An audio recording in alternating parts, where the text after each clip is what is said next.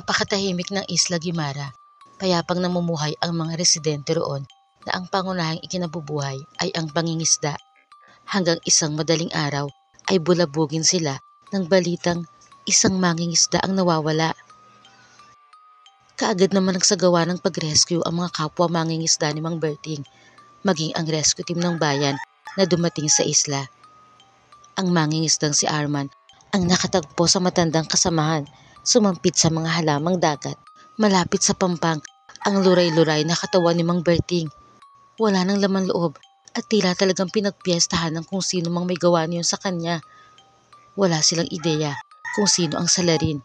Wala naman daw kaalitan ang napakabait na mangingisdang yon para gawin yun sa kanya.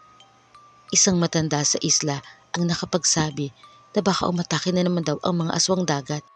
Noon lang narinig ni Arman ang tungkol doon. Ayon sa matandang si Kamanding, ang mga aswang dagat ay dati nang umatake, ilang dekada na ang nakakaraan. Ang mga aswang dagat daw ay matagal na nahihimlay sa pinakailalim na bahagi ng dagat. Kumikising sila tuwing kabilugan ng buwan. May mga pagkakataon na matapos ang pagbilog ng buwan ay bumabalik na sila sa kanilang himlayan. Ngunit may pagkakataon din naman na naglalagay sila sa mababaw na bahagi ng dagat upang makakuha ng mga laman loob ng biktima ay tinatambak nila sa kanilang lungga para maging pagkain sa mahabang panahon ng pananahimik nila at hindi pag-ahon. Nag-iiba-iba rin sila ng lugar na inaatake. Tinanong ni Arman kung ano ang nakatalo dati sa mga aswang dagat. Ani Kamanding, isang santigwar, isang napakahusay na santigwar, si Ka Jose. Pero matagal na raw patay si Ka Jose at hindi niya alam kung mayroon pang katulad ni Ka Jose sa mga santigwar ngayon. Hindi naman masabi ni Kamanding kung paano natalo ni Ka Jose ang mga aswang dagat noon. Tinanong din ni Arman kung ano ba ang itsura ng mga aswang dagat at gaano katagal silang umaatake. Isang tipikal na itsura ng aswang. Sa mukha ay kagaya lang din daw ng mga aswang lupa. Wala silang buntot na gaya ng mga sirena, pero makaliskis ang mga balat nila at naiiba ang malalaki nilang paa na siya nilang ginagamit sa paglangoy. Walang makapagsasabi kung hanggang kailan nila kayang manatili sa mababaw na bahagi ng dagat para magdulot ng panganib. Dati raw ay umabot ng mahigit isang buwan. Marami nang nabiktima bago sila tuluyang napatahimik ng santigwar na si Ka Jose. Sabi pa ni Kamanding, kapag ang biktimang si Ka Berting ay nasundan pa na higit sa 3 pang biktima, sigurado na raw siya na ang mga aswang dagat nga ang may kagagawan. Hindi nga nagkamali si Kamanding na mga sumunod na araw ay nasundan pa ang mga biktima gaya ng nangyari kay Mang Berting. Ang mga mangingisda ay inaatake sa kanilang mga bangka at wala isa man sa inatake ang nakaligtas. Ang iba ay natatagpuan pa na luray-luray na rin, habang ang iba naman ay hindi na matagpuan ang walang buhay na katawan. Labis na nabahala si Arman dahil isa rin siyang mangingisda.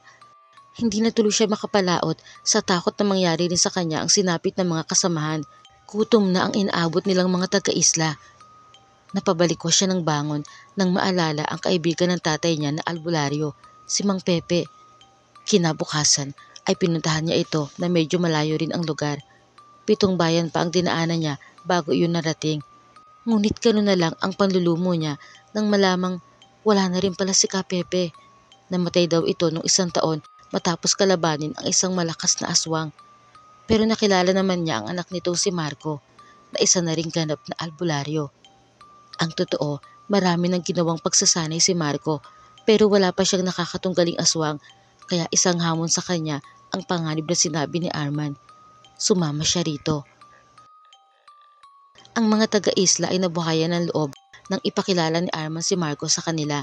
Pagyayabang niya, napakahusay daw na albularyo ni Marco at marami nang napatay na aswang lupa kaya umasa sila na mapapatay din ni Marco ang mga aswang dagat.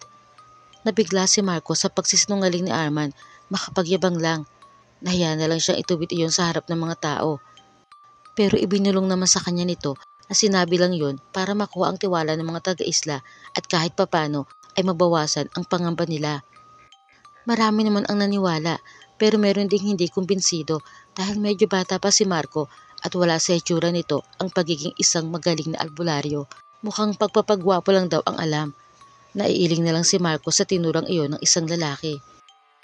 Hindi maiwasan ng mga taga-isla na matakot nang sumakay na ng bangka si Marco kasama niya ang kabado ring si Arman. Sa mga unang araw at gabi ay hindi sila inatake ng aswang. Sinamantala ni Arman ang pagkakataon na yun. Nangisda siya. Binahaginan niya ang mga gutom na niyang mga kaisla. Subalit ng mga sumunod na araw ay wala na siyang makuhang isda. Habang si Marco ay nagsasagawa naman ng pag-oorasyon sa gitna ng dagat, gayon din sa Pangpang. Dahil walang nahuhuling aswang si Marco sa bawat araw, kaya hindi pa rin mapanatag ang mga taga-isla. Nangangamba pa rin sila. Nag-isip ng ibang strategy si Marco. Kinukutuban siyang naaamoy ng mga aswang dagat ang pagiging albularyo niya, kaya ipinain niya si Arman. Nagtag-isang bangka sila at pumesto siya sa di kalayuan. Inihanda niya ang pana niyang may lason para sa aswang. Balot man ng takot ay pumayag na rin si Arman. Hindi naman sila nabigo dahil isang aswang dagat nga ang aatake sana kay Arman. Nayakap na lang ni Arman ang malaking isdang nahuli at napasigaw ng ubod lakas nang makaharap ang aswang dagat. Mabuti na lang at asintadong pumana si Marco. Nasapul ang aswang dagat sa liig kaya bumagsak ito sa tubig. Ilang aswang dagat pa ang nahulog sa bitag nila. Habang tuwang-tuwa si Marco sa bawat napapabagsak niya, ay halos mamatay naman sa nerbyo si Arman sa tuwing may aatake sa kanyang aswang dagat. Hanggang sa wala nang umatake kay Arman. Muntik pang madali si Marco nang siya naman ang aatakihin ng hindi lang iisang aswang kundi marami. Sinuwerte pa rin siyang maagapan ng punyal ang bawat pagtatangka ng mga ito ng pagkagat sa kanya.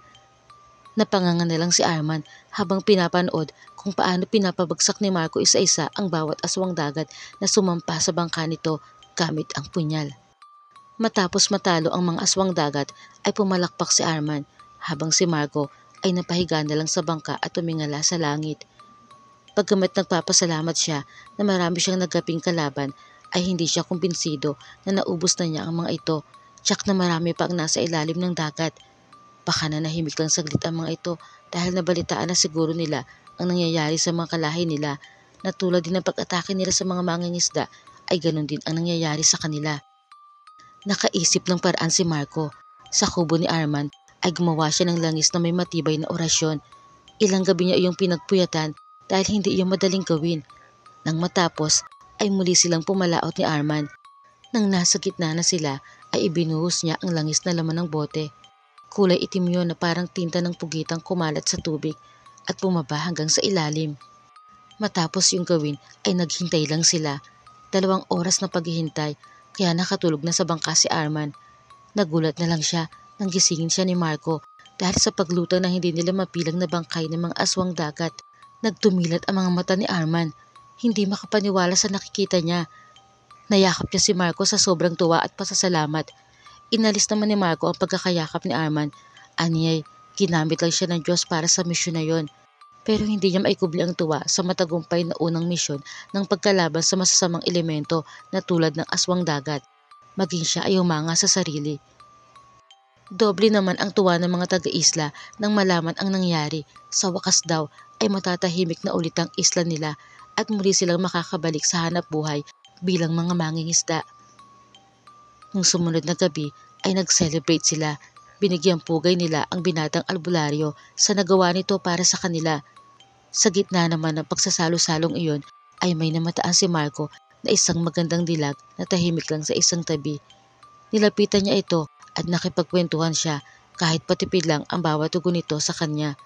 Mukhang doon na rin siya maninirahan sa Isla Guimara dahil sa tingin niya ay natagpuan na niya ang babaeng magiging kabiyak ng puso niya, ang dalagang si Alena.